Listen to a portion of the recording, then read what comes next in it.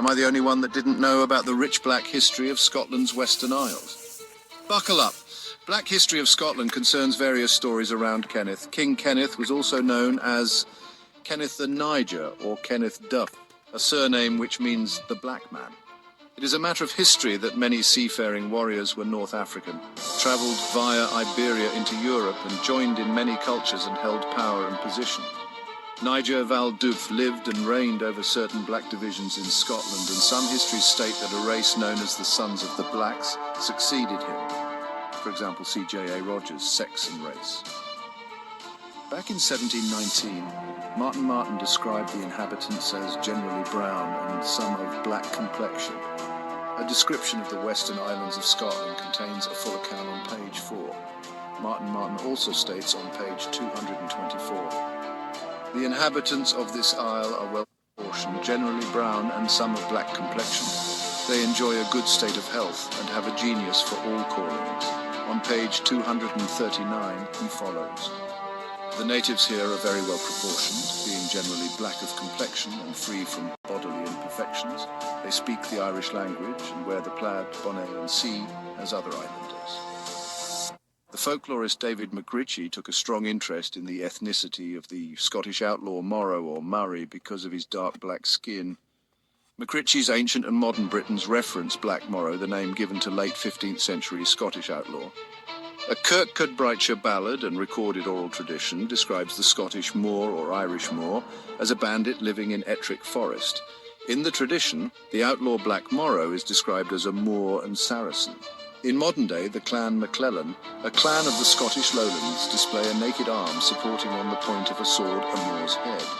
Next, we turn to chapter 7 of our darker forefathers in the book Origin of the Anglo-Saxon Race, 1906, by Thomas William Shaw, an English geologist and antiquarian. Shaw states, in the Irish annals, the Black Vikings are called Dubh Genti, or Black Gentiles. These Black Gentiles fought against other plunderers of the Irish coasts, known as the Fair Gentiles, who can hardly have been others than the Fair Danes or Northmen.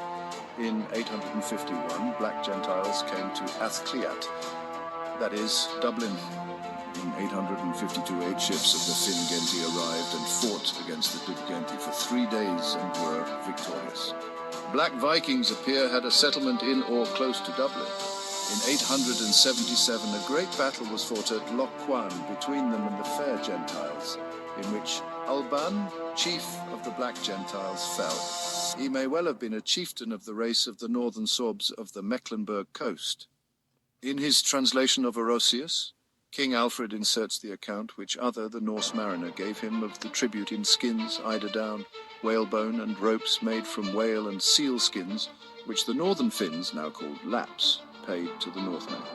Their descendants are among the darkest people of Europe, and as they were thralls, some of them may have accompanied their lords.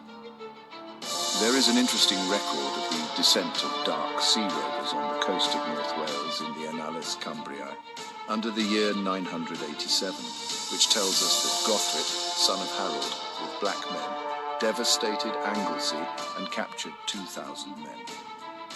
In the same record tells us that Mereduc redeemed the captives from the black men. This account in the Welsh annals receives some confirmation in the sagas of the Norse kings, one of which tells us that Olav Tryggvason was for 3 years, 982, 985, king of Vinland, i.e. Vendland, where he resided with his queen, to whom he was much attached. But on her death, whose loss be greatly felt, had no more pleasure with Vinland. He therefore provided himself with ships and went on a Viking expedition, first plundering Friesland and the coast all the way to Flanders.